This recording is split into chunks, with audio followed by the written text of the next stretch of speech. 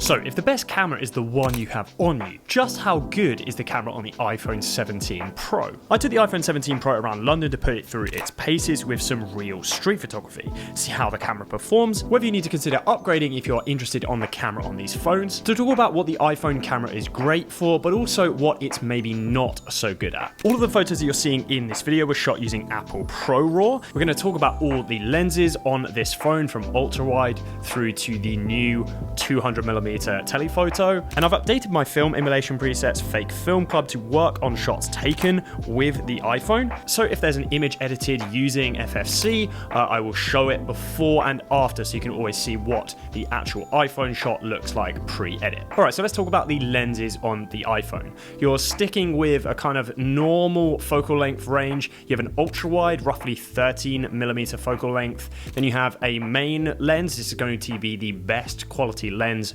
available on the iPhone. So if you're going for the best of the best quality, I would always stick to that 1x. There is a new telephoto lens available in the iPhone 17 Pro. It is roughly a 100mm focal length, but they also give you access to a 8x zoom. They're calling this like optical quality, and this language is extremely important because this lens is actually a reduction in focal length. So the previous, I have it here, the iPhone 16 Pro is 120mm 5x telephoto. This is a 4x telephoto, but because of the 48 megapixel sensor size, it allows you to crop in an additional 50%. And then using a ton of software things going on in the background, they're able to give you a readout of the center of the frame to give you a 2x on that 100mm or a roughly 200mm equivalent focal length. A lot of this is just jargon, a lot of it is marketing. Of course, this is Apple that we're talking about. Telephoto has never been that strong on the iPhone, and this definitely is a small step up in terms of quality, but there is nothing miraculous about this lens, I have to admit. In terms of the other lens performances, this is actually where I have the most joy in the iPhone. The 1x is a brilliant lens. I think if you are shooting things like buildings or you're shooting into direct highlights, you're getting a whole bunch of information, and even things when you have a subject in shot, like for instance this shot of my friend JP, who has a fantastic street photography YouTube channel. You should definitely check him out. I will link him down below in the description. You can see as soon as I apply an edit to this image, things actually start looking a lot more dynamic. This looks like a shot taken on a more professional smartphone, and this here is a shameless plug, but my film presets, Fake Film Club, are designed in that way. They're a fantastic way to take images that look like they were shot on a smartphone and actually elevate them to something that looks like you would get out of a more professional camera. So whilst I was out and about in London yesterday, I was using this case for my iPhone 17 Pro. It is the world's first magnetic stand case from the sponsor of today's video, HEIC,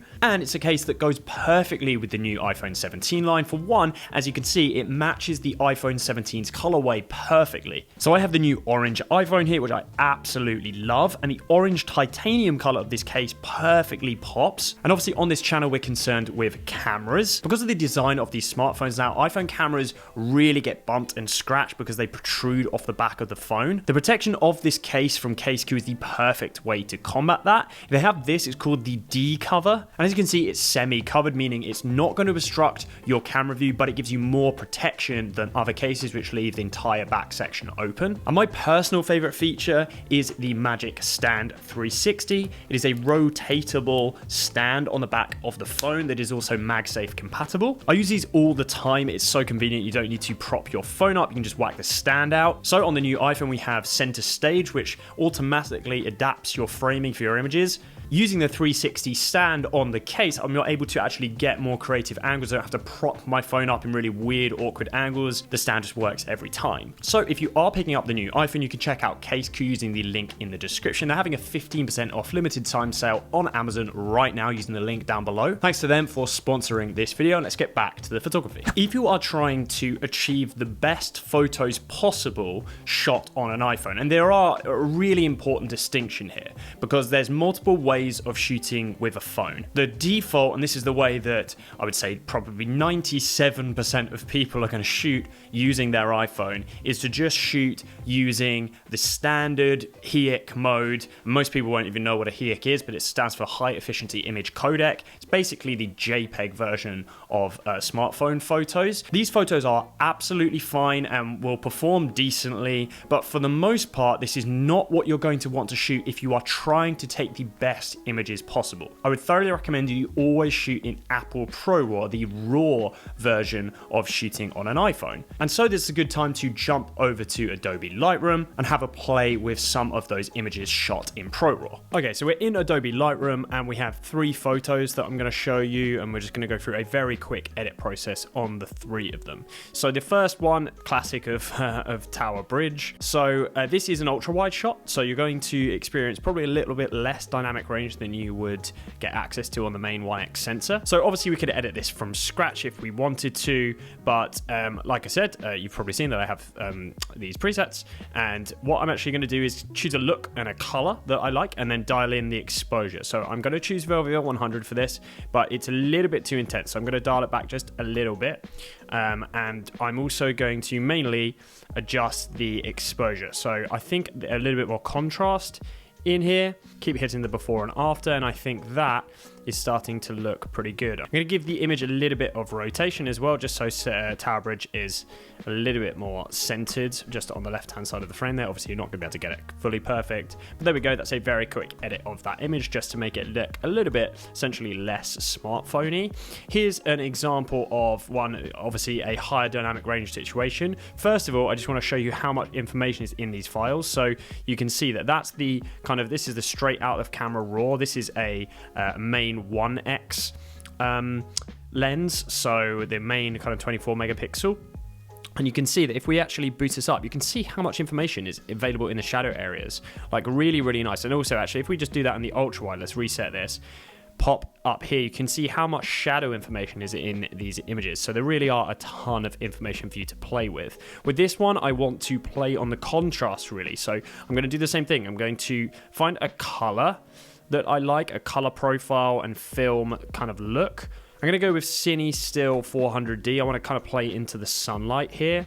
And what I'm going to do for this one is I'm actually going to brighten the highlight area and dim down the shadow area. Literally one preset, 2 adjustments, the image is entirely different. Now we have a much more obvious focal point, the kind of subject in the middle, and the contrast is so dramatically different, which obviously suits the scene fantastically. One more here, you can see JP with his iPhone here, but this is an area where the iPhone actually works really well. Like I said, it's got a subject nice and tight into the frame here, so you're actually going to get a nice roll off. You can see the kind of level of depth of field that you've got in the background. This is starting to look like you know, a bit more like a professional, something you might get from a more professional point and shoot camera. So we can do the same thing. I'm going to go with Provia 100 just because the colors, I mean, already off the bat that's looking pretty good to be honest, but I'm actually going to just introduce a little bit more contrast in the scene,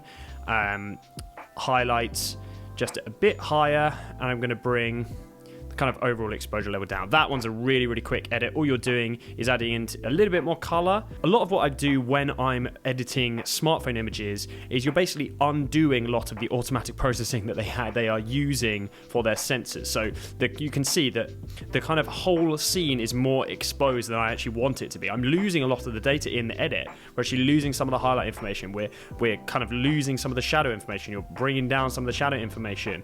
The information on the camera here is bringing down, but it's the way that more professional cameras look. It's actually just a much more pleasing image in my opinion. So whilst we've talked about the quality and actual kind of general performance of the iPhone camera, I think there's an important thing to remember using smartphones in general, and the iPhone 17 is no different. Smartphones are now fantastic for ultra-wide, landscapey type shots where detail is king. Because of the computational nature of smartphone photography, it basically allows for high detail, high dynamic range, but really lacks in things like subtlety and some of the benefits you get from a physically larger sensor that's not reliant on computational power. You're able to shoot things like buildings, landscapes, cityscapes, this type of thing. And actually, if you put them side by side with a professional camera, you're going to be getting very similar results. The things which actually really differ is things like if you're shooting a subject walking along and you're wanting to snap and freeze that image in a very, very fast way. That's one of the main experiences or main differences when I was, for instance, shooting yesterday. I'm wanting to walk around and actually capture images on the fly, and it's very, very difficult to actually capture a really good looking image because of the level of compression and sensor size that you actually get from these cameras. You don't get any natural depth in the image. It almost feels just very flat at all times. From a street photography perspective, you're taking photos of subjects which are not in areas which you're like asking them to be placed in. You're kind of firing from the hip a lot of the time, seeing what you're getting, and really an iPhone is far from ideal for that type of use case. Where they really come into their own now is if you're wanting a shot that is clean, clinical, quite high detail, like using this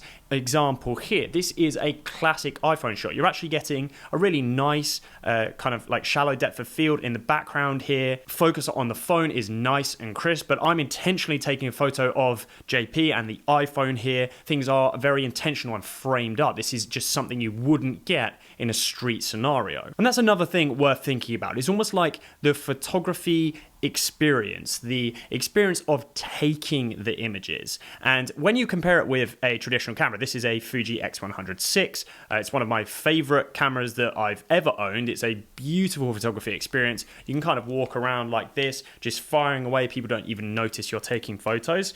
Whereas with the iPhone, the experience is nowhere near as enjoyable. What I mean by this is you might get the odd photo here or there, which really, really slaps with the iPhone. Like you've taken it, you've got it home, you've edited it, and it's come out beautifully. But I would say that you achieve that maybe 1 out of 10 times out of the images that you are able to create. Whereas with a dedicated camera, that hit rate is going to be far, far, far higher. I obviously used to do a lot of videos here on the channel where I compared professional cameras, ones more expensive than this, to iPhones or smartphones. And the gap continually gets closer every single year. But there is a reason which I've sort of started to do those videos less frequently, and it's just because progress is going to be limited to a certain point. And I think we are really getting there when we're talking about smartphone photography. There are physical limitations of a sensor being so small, and one of the main reasons is because of the focal length on the iPhone at the 24mm, you're just not able to get the kind of depth that I actually want as a photographer in my images. This is really noticeable when you're working with the telephoto. Instead of a telephoto image, which really on a professional camera would have depth and character, the telephoto looks flat and sort of a bit lifeless. If we loop this back to the question that we asked at the start of the video, the best camera is the one you have on you, and every single year the iPhone continues to get better and better. And whilst it might be the best camera that I have on me probably 90% of the time, those 10% of the times that I do have a larger camera, I'm going to get much better photos every single time.